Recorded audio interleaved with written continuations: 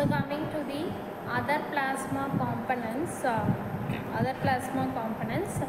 proteins, which is also the other plasma components, and cytokines.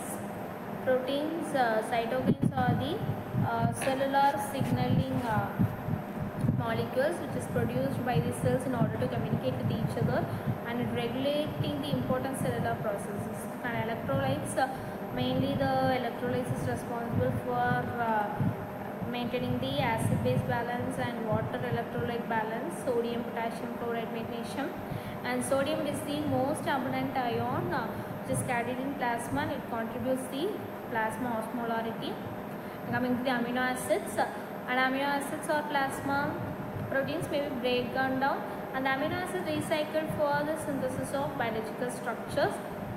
And nitrogenous compounds such as urea is produced by the breakdown of various substances in the body, and these are carried in the plasma and excreted in the kidneys.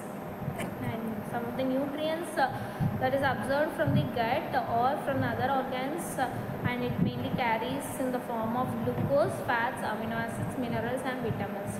And dissolved gases such as carbon dioxide, oxygens in small amounts, as well as the significant amount of nitrogen. And coming to the electrophoresis, is the physical method of analysis which mainly involves the separation of compounds from acquiring the electric charge in conducting electrodes of positive electrodes and negative electrodes, anion and cation.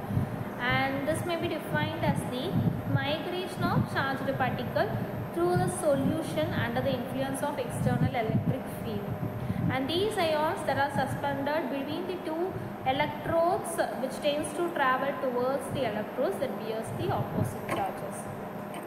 And it is the separation technique based on the movement of charged particle in an electric field, and the movement of the charged particles can be determined by the formula V is equal to EQ by R, where V is the velocity, speed of the charged molecule from one part to another, and where E is the applied electric field of that particular molecule, and Q, it is the net charge responsible for the molecule, and F is the frictional force coefficient of the molecule.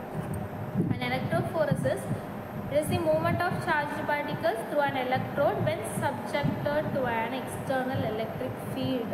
And cations move towards the cathode and anions move towards the cathode.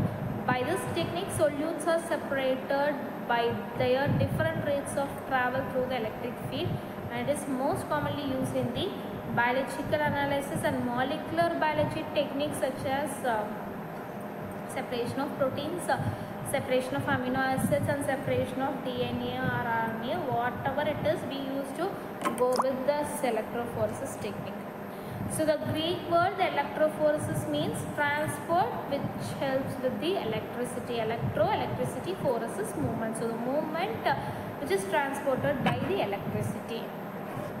And this is the electrophoretic machine, equipment, where electrode negative to positive, and the sample is loaded in the sample loading well, where buffer is also poured here, and this is the sample well. And when we add the sample, this sample is moved towards from negative to positive electrode, and this is the overall electrophoresis technique. And this electrophoresis is mainly done with the agarose gel electrophoresis, wherein the agarose gel is used for the movement of particle, whereas cation is the positively charged ion, and it mainly moves towards the cathode negative, and anion, it is negatively charged ion, it moves towards the anode positive.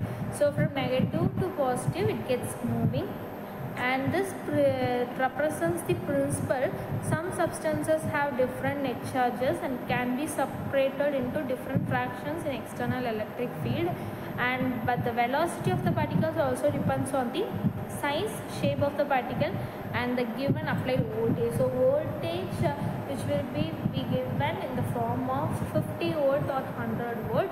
So based on the applied voltage, the size and shape of the particle and the velocity is also depends upon the movement of the sample from negative to positive.